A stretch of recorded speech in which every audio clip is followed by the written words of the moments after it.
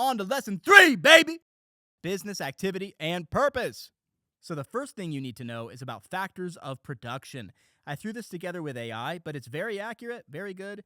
So let's take a look at it. There are 4 factors of production: land, labor, capital, and enterprise. Drill that into your mind.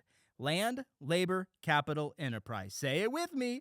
Land, labor, capital, enterprise. Yeah! Anyway, land, this is natural resources provided by nature. So examples are land for buildings, water, minerals, forests, oil and gas. And the reward for offering this is payment for the use of land. So let's say that you own a mine, right? Like a coal mine.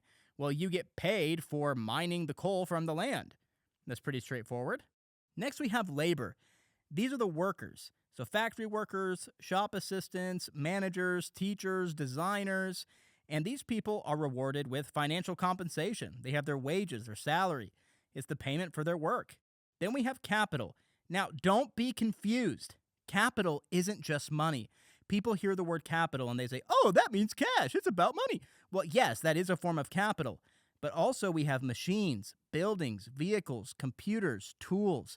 These are man-made resources used to produce other goods and services. Now, the reward for this is interest, payment for the use of capital. Now we have enterprise. It's the ability to organize, take risks, and make decisions. So some examples of this are starting a business. By the way, a very common question on IGCSE is define the term entrepreneur. An entrepreneur is someone who's willing and able to take the risk to start a business. Just so you know, that's a very common question. Also, they develop new products and they make key business decisions. And the reward for enterprise is profit. Businesses exist to make money. They want to make a profit. Now, one very important note here is that businesses combine these factors to create products and services that satisfy people's needs and wants.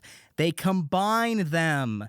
Let's say that you're using the land, right? You're going to sell coal from your coal mine. Well, you need the workers to mine the coal. You need the capital for the equipment to do it.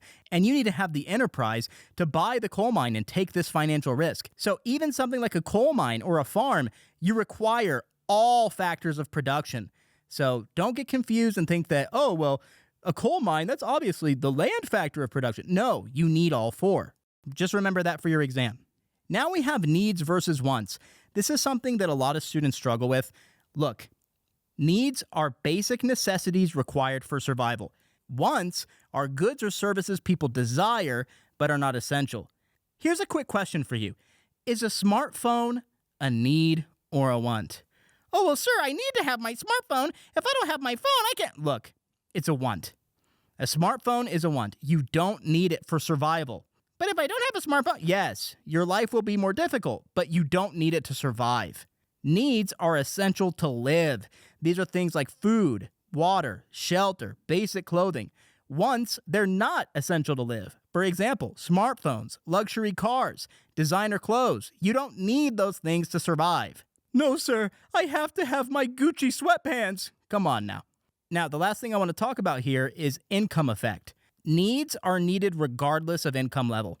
Even Elon Musk needs to eat food and drink water and have shelter. Wants increase as income rises. Once someone gets wealthy, they'll buy a boat, they'll buy a truck, they'll buy houses, they'll buy their mama a house, they'll buy everyone a house, right?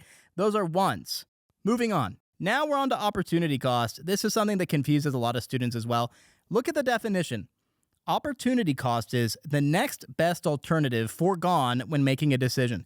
That means that's the thing that you give up. Here's an example. Jeffrey has $4. He's choosing between a slice of cheese pizza and a hot dog. The slice of cheese pizza costs $3. The hot dog costs $2.50.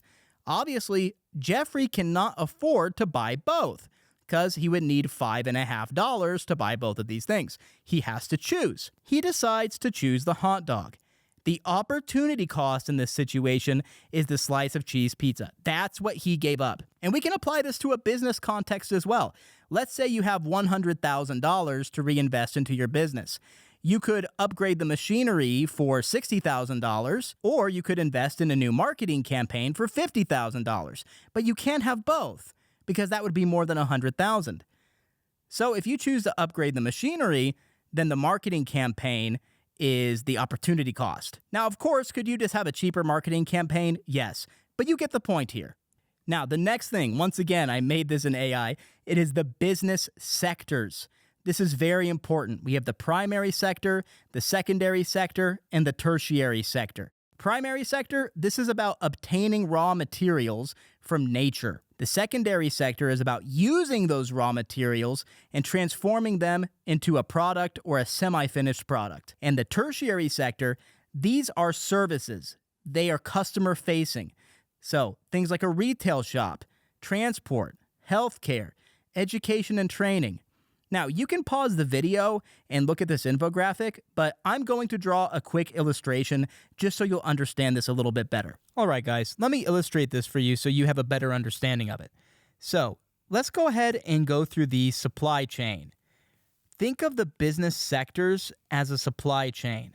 Let's just say we want to analyze the supply chain of a coffee shop, right? Coffee shop. So what's the first step of that cup of coffee getting into your hands? Well, first, they have to grow and pick the coffee beans, right? And that's usually done on a plantation, maybe in Colombia, Ethiopia, right? That is the primary sector. So they're going to grow the coffee beans, they're going to pick the coffee beans, and then they're going to send them to a roastery. A roastery where they roast the coffee beans. You can't just take the coffee beans and get them wet and then drink the coffee. That's not how that works. You have to roast them and give them a certain flavor profile. So that would be the secondary sector. Because you are taking those raw materials and you're processing them in some way to make them sellable. So now we're going to go to the cafe. This is the tertiary sector. Tertiary. That's the tertiary sector. So you're going to go to the cafe and say, 1 latte, please. And they're going to make your coffee drink for you using the coffee beans that were roasted at the roastery. And that roastery got the coffee beans from the plantation. So this is how you can think of it as a supply chain. Primary sector, that's when you take natural resources. Secondary sector, that's where you process those resources. And the tertiary sector, that's customer facing. That's where the product is actually sold or the service is given. So it could be a cafe, or let's even say it is a chocolate factory, right? So the first step here would be, again, the plantation, because you need to grow and harvest the cocoa. And then it would be the chocolate factory, right? That would be the secondary sector. And then the grocery store or the shop would be the tertiary sector. So you can do this for any business you want. In fact, it's kind of fun to think about the supply chain and how it gets from one place to the other. But I really hope this helps you with primary sector, secondary sector, and tertiary sector. Now we have added value. Look at the definition here. The difference between the selling price of a product and the cost of bought-in materials and components. Well, here you are. You're like, oh, well, okay, then adding value just means raising the price. Wrong! Wrong. You're like, oh my God, bro, is this guy for real, bro? He's in mental health, bro. Just because you raise the price doesn't mean you're adding value. Now, technically, by definition, you are adding value. Okay, that's true. You are increasing the difference between the selling price and the price to make the good. That's true. But that's not the whole picture, and you're probably not going to get full points on a question if you just say, well, make the price more expensive. So here are some ways of actually adding value. First, we have strong branding, unique features, improvements, customer support, convenience, and packaging, right? All of these things you can improve to add more value to the product, and that'll make people say, yes, I will pay more for this because I'm getting more value. Value has been added. So just saying, yep, raise the price, make it more expensive. Yes, technically, that is true. You are adding value by definition, but that's not the whole picture. Let's take a look at a past paper question. This is a paper from 2020. This is paper 1. It says, Isaac owns a small fish restaurant. He employs 2 chefs and 3 workers to serve in the restaurant. Isaac, or Isaac, whatever, has been trying to increase added value to improve profits.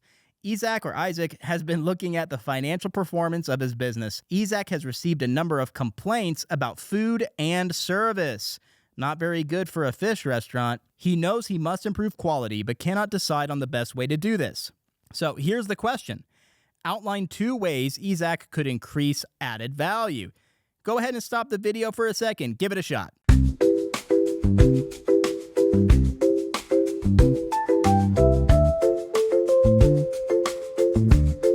Welcome back. So here is the answer. Take a look. It's 1 mark for each relevant way and 1 mark for each relevant reference to the business. And that adds up to 4 marks. So for a 4 marker, you should be writing 4 or 5 sentences, not more.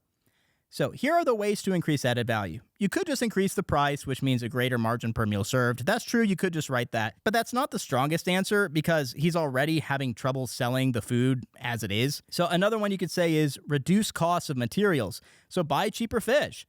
So if he gets a better deal on fish, then he could increase his value that way.